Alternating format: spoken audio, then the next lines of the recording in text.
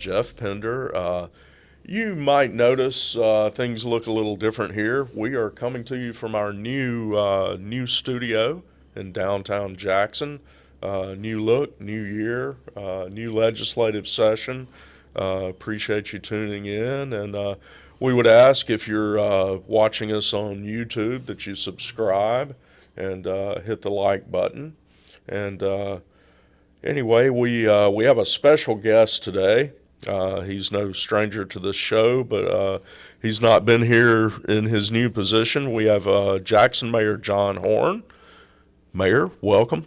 Jeff, it's great to be here, and what a great new facility for Mississippi Today. WJDX, first network radio operation in the state. I think WLBT got its original start here as Lamar Broadcasting Tower, Right. Something like that. And so, yeah, this is appropriate for Mississippi Today. Great. Well, Mayor Horhn, as I said, has been on here before, but that was in his previous role. He spent 32 years in the state Senate before having this maybe momentary lapse of reason and deciding to drink from the fire hose of city government. It's two fire hoses. Two fire hoses. Really appreciate you joining us. Some somber, horrible, terrible, whatever you want to call it, bad news first. I was going to ask you. We were recording this on the heels of the arson at the Beth Israel Congregation. That's right. In Jackson. Is there any update there? We've seen we have an arrest. Oh, well, yeah, a 19-year-old has been arrested, and he actually was injured in the course of committing the arson as he was splashing gasoline over the library and the entryway and offices of Beth Israel. He splashed some on him, and it washed over on him. So when he started the fire, he incinerated as well, and wound up having to drive himself to the hospital, according to the footage that we have.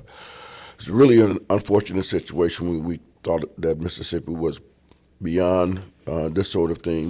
We had in 1967 the bombing of Beth Israel Synagogue, and the home of Rabbi Nussbaum, who led the Jewish community here in Jackson, and he has expressed support to condemn racism and segregation, and as a result of that, his home was firebombed and the synagogue was firebombed.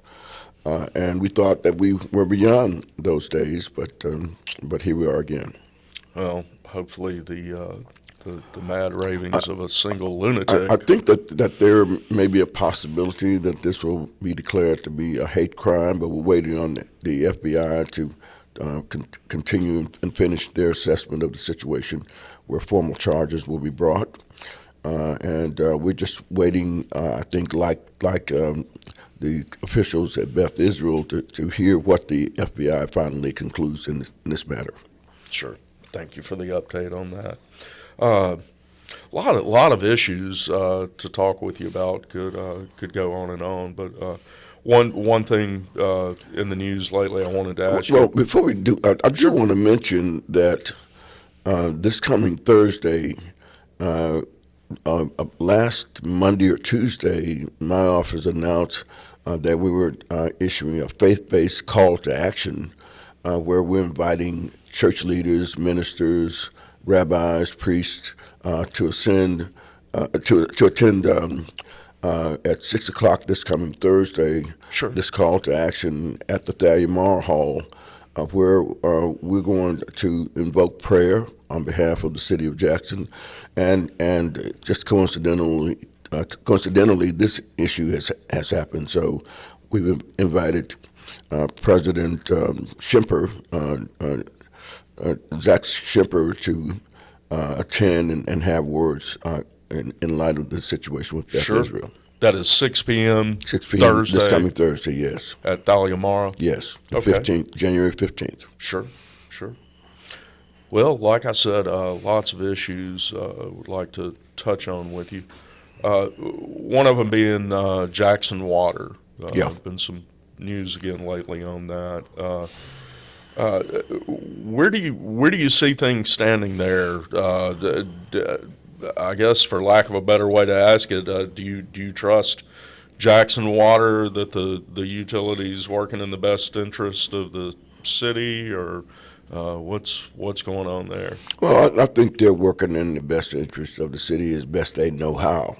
And let me say that I want to commend Ted Hennepin and Jackson Water.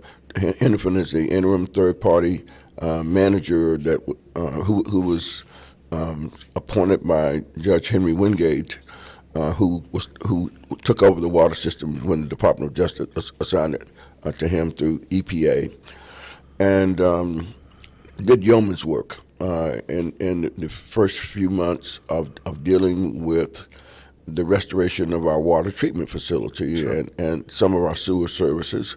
And we have some viability of our water and reliability that it's safe to drink and we can transmit it. But I don't know that Jackson Water has been as good as they could have been in managing within the resources that they have the system. And so you might recall that we had $600 million, which EPA appropriated for the cleanup and restoration of our safe drinking water system initially. About a year later, the judge was awarded the sewer operations, and so Jackson Water is now managing both of those actions, and so we burned through out of that 600 million, 150 million was for operations and maintenance, and 450 million for capital costs. And Jackson Water burned through that 150 million pretty quickly, and right. and then on top of that, spent another 75 million from collections of ratepayers' fees for use of and having access to water and sewer systems. And so we're upside down right now. And Jackson Water has been saying consistently the only way out of this is a rate increase. Right. But in the same breath, they say the rate increase will not be enough to cover the deficit that they're experiencing right now. So what we're saying is let's look for some other solutions. First of all, let's tighten our belt. You've been issuing no bid contracts to providers of folks who are providing these services, and we think that there might be a more reasonable cost to pay for those services. And we won't know until we get a competitive bidding process going. Number two, we're upside down on our collections and billing. The billing fluctuates depending who gets billed and how many folks get billed. There are 4,000 to 6,000 people, ratepayers. 4,000 to 6,000 water users who are not ratepayers because they don't have accounts. Right. And then there's another anywhere from 12 to 16,000 folks who are getting the bill who aren't paying their bills every month. And so 65% of the ratepayers are carrying the system or trying to carry the system right now. Right.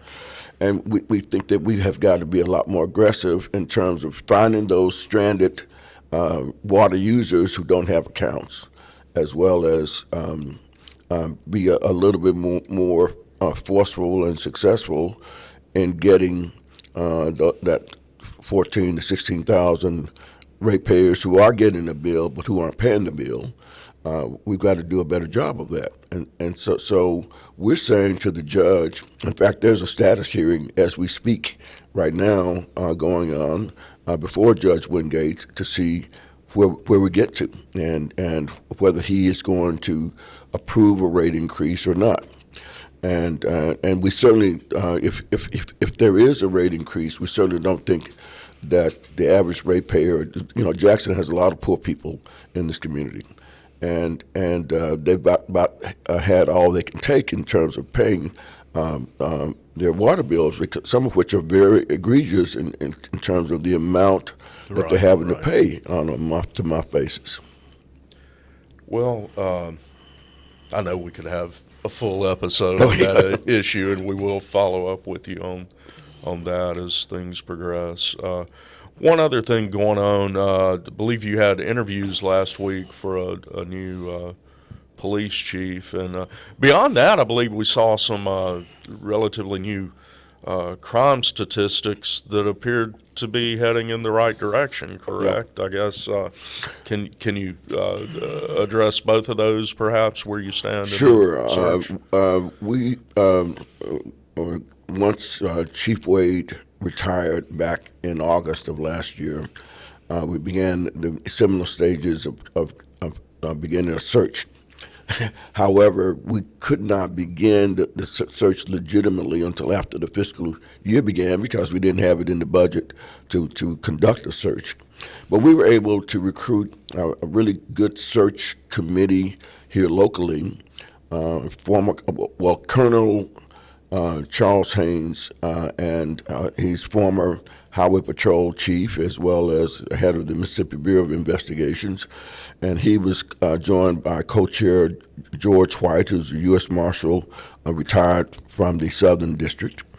And then we had a number of citizens from all over the city who participated with the search. And we recruited a group that's considered to be the lead nationally focused organization that does police searches for different communities, called PERF. And don't ask me what that acronym is. Sure. It's PERF. But they did a great job and were able to review 32 applicants. We whittled that down to 7. And I guess we called them the quarterfinalists, and then we're now at the semifinals, finalist level, where Okay. 4 candidates are in the running: a white male, a black female, 2 black males, two from Mississippi, one who's within JPD, one who's formerly with JPD, and now serving as police chief in another part of the state, and then 2 out-of-state persons, one of who's out of New Orleans, who's been running the 4 toughest, we call them precincts, but they call them districts in New Orleans, the 4 toughest, the Ninth Ward, as well as the French Quarter. And then the young lady is out of Virginia and the D.C. area. Has an academic background, but started as a beat cop, and she also was involved with the takeover of Charlottesville after the Klan and neo-Nazi marches and riots that happened in Charlottesville. Attack. Yes, and so. We've got 4 really good candidates. Great. Sounds like you're going through the proper critical path to Yes. to Well, get we like to these, think that we not, are. not politics, so to speak. Well, of course, politics rears its head Sure. a whole lot in any of these matters, but we have 4 very credible and very accomplished candidates. And it's getting tough to decide, which way we go to select that final candidate from here. But I think at the end of the day, we're going to get somebody who's a consummate professional, who can help bring some disruptive and transformative new systems, policies, ways of doing things, training, use of technology, use of data. That's what I'm looking for. I think we've got to be more thoughtful about the use of data and technology, because police officers can't be everywhere, and there is technology that can help stretch the capacity of a police department, and we're hoping to see that in JPD. Sure. And I'm assuming you were pleased with some of the statistics we've seen recently. Yeah, at well, least trending in the right direction. 64 homicides in the city, in the JPD portion of the city, and this time last year we had 104. Right. So we're really pleased with that 40% reduction in homicides. There's been a little downtick of property crimes and violent crimes that did not lead to homicides, but we certainly would like to see those numbers go down even further. Sure. Then finally, could probably pertain to all that we've already talked about, the big shows in town, your former life, the legislature in session. Look, we've already heard a lot of folks say they're really pleased, they're hopeful, they believe you're going to be able to forge a better relationship, or kind of come into it with a better relationship between the city of Jackson and the legislature. When I first got into this office, was sworn in, I guess, about a month in, and folks said, compare this new job to the one you had. And I said, well, the legislature is full-body contact sport, particularly when you get closer to budget time, Right. trying to decide where the money is going to get divvied up. I said that being in the legislature was like a walk in the park compared to this job. Okay. And I still say that, even though I know it's a tough proposition to be in the legislature making decisions for the entire state.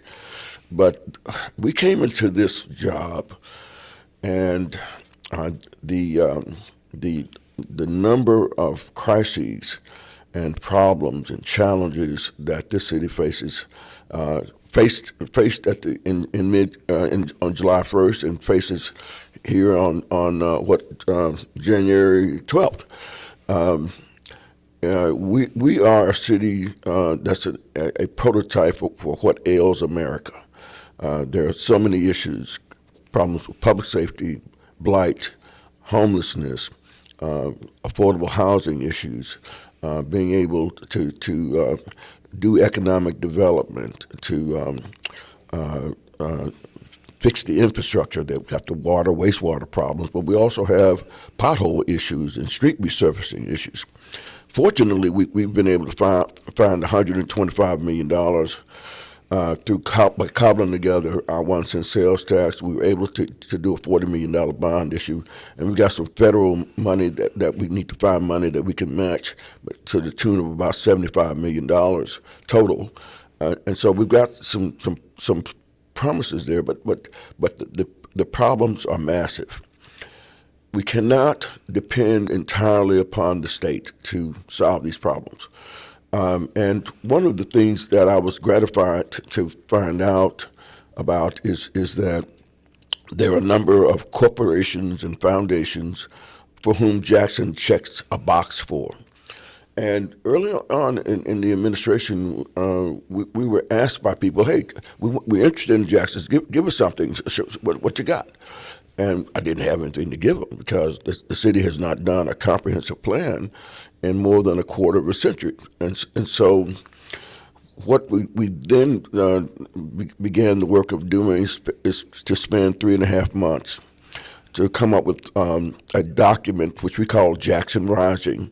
And it's like a phase one of a comprehensive plan. We've got to finish out the comprehensive plan, but we've done enough with the help of over 300 participants who spent more than 1,000 hours putting together some meat on the skeleton of a group of task forces. It was 14 task forces that we put together that speaks to blight, that speaks to human capital development, economic development, housing, the unhoused, and so on and so forth.